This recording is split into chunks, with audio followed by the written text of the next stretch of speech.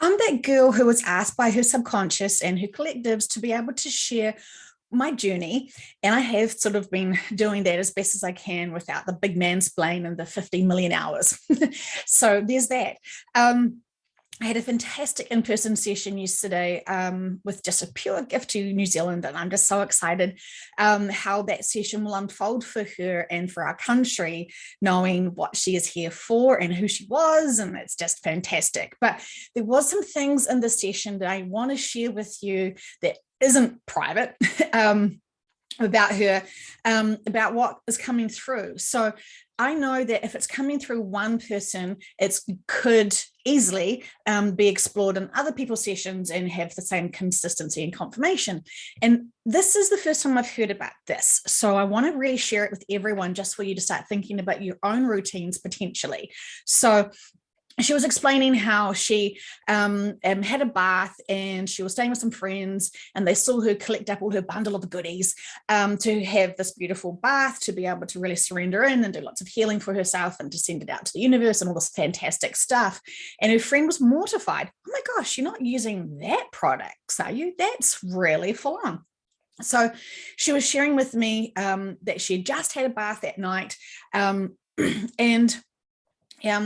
sort of thought, oh, I've been using this forever. My hair looks fantastic. Why would I bother stopping to use it? So she was having the bath, and she had sort of put her sort of head under, and she was just sending lots of love and energy. And then suddenly she felt like super gross and super toxic. And she was like, shit, what's happening to me? Is this because my friends put in a seed of doubt or worry in my ear or something else? So she had to have a shower, and she sort of just mentioned it. I think we spent like 9 or 10 hours together hearing about her journey to then be able to do the session. It was freaking fantastic. And I'm super excited for everyone who are having these sessions right now, because the information that they're sharing is not shy. They are very, very, very willing to share big information with people who are very new to all of this, because this is her life contract to remember who she is and what she's supposed to be doing and all that fantastic stuff. So anyway, the point is, what I want to share with you today is that they said, I just mentioned to the subconscious, so she was having a bath. She was wanting to know what was going on there. Was it toxic, or is this just what her friend was saying? And this has kind of created a manifestation of fear. The subconscious was like, yes, it's so toxic. And she has got so much toxins in her because of the products she's using. And I was like, what? Tell me more about it. So apparently she's using makeup and hair products that are super toxic to her. And I said, well, what's going on there for her? Like, how is it impacting her? And they said the shampoo is literally a barrier boundary for her high dimensional vibrations. This is causing headaches. This is causing a lot of problems with her, because it's literally capping off the energy. It's like some evil genius has planned to do that to help humanity be so disconnected. And it just sort of made me think, holy shoot, that's a problem, isn't it? So we cleared that for her, and now she's seriously going to rethink her beauty versus her spirituality. And I was just directed to listen to a session where they were saying in a channeling that I shared on Conversations with Heaven on Earth, about how when you are high vibrational, even with a pimple, you're beautiful. And they sort of said, does it matter truly what you physically look like? If you are high vibrational, you just will be so pleasing and so energetically attractive without being pervs to other people, because you're just glowing with high frequency. And everyone's trying to find high frequency, which is super significant. So I'm very sure after her profound session yesterday, she is going to look at a lot of routines and a lot of things that are no longer serving her, because when she will listen back to that session and hear the subconscious saying it's blocking her, it has been blocking her, it's been such a fight for them to try and get her clean and clear. So yeah, it's very significant, the reason why we had a session together and all that sort of stuff. So my friends, I know so many of you are wanting profound connections to your teams. So what dies products are you using on your physical bodies that you haven't sort of questioned and queried? I know some of us have sort of started thinking about certain routines. I mean, I haven't seen makeup in years, and I haven't seen a hairdresser in years either. And so through my lazy life, maybe that is the best thing for me, because I'm not pumping a lot of shit into my hair. And I know into my skin. And we've had a water filter for years, and it removes fluoride and a whole bunch of nasties, and and all that sort of stuff. And it's very possible to get assistance to be able to help support us. Could it be said that now we're all very much aware that there are products that we just lazily use and hope that we look beautiful and fantastic and blah blah blah blah blah? We know that the beauty and the feelings come within. So it doesn't matter what we actually look like. It's all about what we feel like. We know some really beautiful people who are so toxic in fear and anger and resentment and a whole lot of low vibrations. They don't even, energetically, we are not drawn to them to be friends with or connect with, because they're just so toxic and sort of poisonous within them. Even though they could look very glamorous and a whole lot of stuff, energetically, we're not able to connect in with them because they're just at a real strong disconnect with self. And that makes them so insecure about their looks because they feel terrible. They will over focus on a lot of stuff and massive amounts of makeup and blah blah blah blah blah blah blah blah blah to try and make them feel good within. And that never actually works, because they're always trying to get compliments and be very thirsty for attention because of their looks, that when they don't love themselves, they don't recognize other people truly loving them because they're seeking something that they don't actually recognize themselves. So it's all about true love of self and true respect of self and the body and all that fantastic stuff. But I thought it's very interesting what we're doing to ourselves, that accidentally we're blocking our connections to our higher sources. I know when we do sessions with the white light meditation, lots of our feet are zinging and electrically and vibrating and a whole lot of stuff. And they sort of showed me us being batteries, and with the little top of the little nip of the battery, that's probably the absolute professional label of it, the little nip. So it's a positive and a negative, isn't it? And I think because we're energy fields, we are energy, it makes sort of sense that we would feel the energy flow through us and out through our feet. It's very significant and very purposeful. So please, I encourage you just to see what's going on for you and your beauty products and your everything that you're doing, because I know we love our routines, and sometimes we don't stop and look at the ingredients of a whole lot of stuff. And now you know that it can actually block and pause your connections to the higher realms. It's a good motivation, right, to really check what's going on. I'm also noticing a lot of this particular behavior online.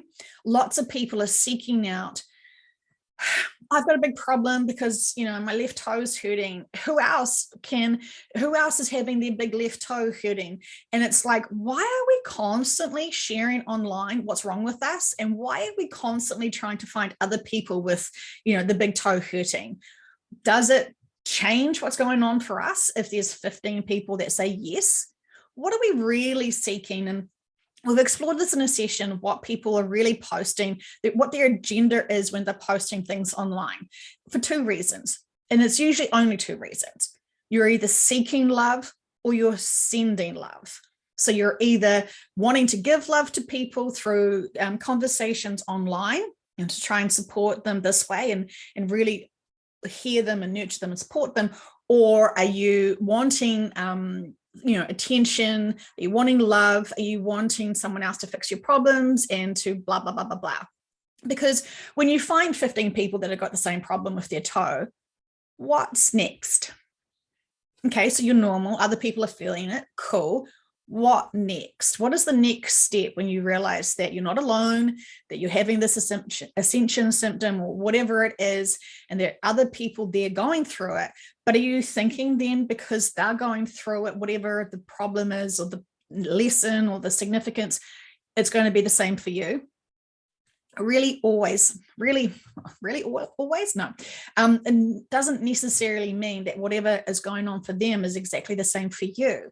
So while people seem to be wanting to overshare their problems to the world, what is really motivating you with that? Because when you're constantly just reading problems after problems after problems after problems after problems, it sort of feels very low vibrational, like everyone's wanting to find problems to then share it and have attention and to be able to get support from others. So again, it's about the lack of love of self and supporting self and healing self. So why it's very interesting times where people are needing to have engagements with people and they will choose negativity over positivity. And so well, it may just look like, oh, someone just needs a bit of support and confirmation and clarification that there's nothing wrong with them. Still, why are you seeking outside external confirmation about that? Why are you not connected in deeply with yourself and know what's going on with yourself? Because someone else's opinion and ego is not as valid as your own. And we are needing to focus truly on self versus other people's opinions of what's going on for us. And it often seems like when we're seeking out for help and support, you'll get 50 different opinions, which then confuses you 50 different more ways. And is it sort of like where people are, read all the responses and I'll just pick and choose which one I like? It just feels like more distraction, doesn't it? And while we all can be happily distracted with stuff, what are we being distracted with? Is it negativity, or is it self-empowerment and enlightenment and a higher perspective to the metaphysical reasons why everything is going on? And so it's very interesting. Do we want to feed those attention seekers who are trying to disempower themselves, which is then enabling them to continue on needing to have problems for then people to give attention to them? And then they find themselves in a situation where they never actually want to be empowered because they are afraid that if everything's going good for them, they might not get support. They might not get attention or love from other people. So they have to have something wrong with them. And this seems very consistent with those people who need to have problems to then be able to justify calling up a friend. And so when we have those friends that are only calling us for their bad days and we're just loving them and supporting them, it gets very draining, doesn't it? And so, of course, we want to keep empowering our friends. And sometimes we need to just reflect them and make them think for themselves. Why do you think that is? What's going on there? Oh, no, I don't know. You just tell me.